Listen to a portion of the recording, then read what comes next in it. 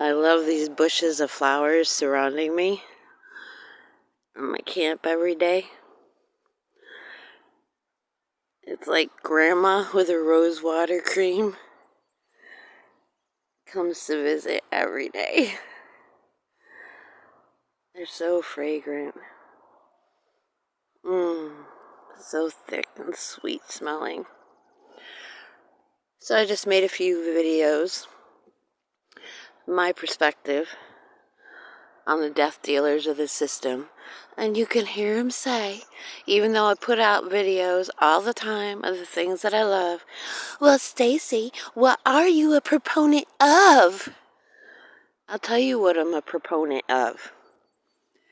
A culture of gifting amongst sovereign spiritual beings. When I say sovereign spiritual beings, I mean taking responsibility for the spiritual perspective that you have chosen to work with.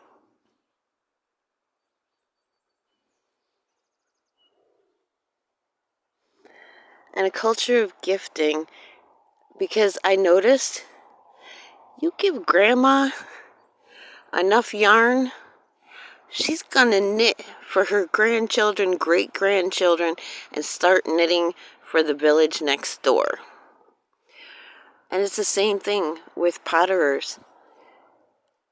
And people like me who will try something and then move on to the next thing, that's okay.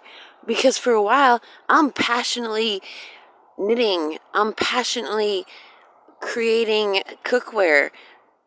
Somebody may fall in love with the properties of metal, create enough spoons for a village, and move on.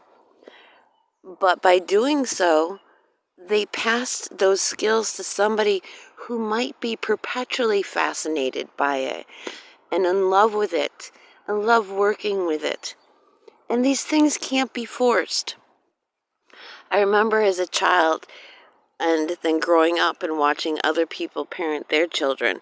There are people, the child's birthday, they get presents and they're, oh, you have to share with everybody. No. Let that child use that toy.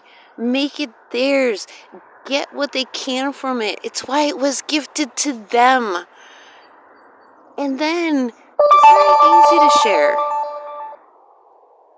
There's no problem sharing once you've had your fill of something. It's the natural human way. Look, I developed this.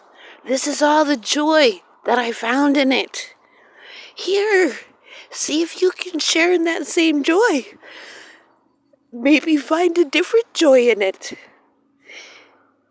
It's easy to give to one another when we have what we need and we're allowed to get things out of everything around us that we're supposed to. I had a thought strike me the other day that this physical reality, everything we see around us, including the destruction, there's creosote on those poles. We know how toxic it is. All of it is God's physical brain, that which you call God. This is its physical brain.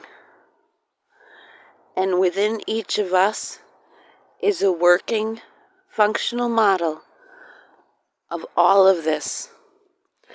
That is why that person that you hate, there's a version of them inside you. There's a version of everything I hate inside me too. But I'm working it out.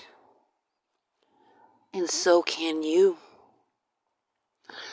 You give it the voice. You embody it. You see, why do you do this? Because I'm afraid I won't have food. So I have to deny that person food. I survived this island called Earth floating through space for just one more day.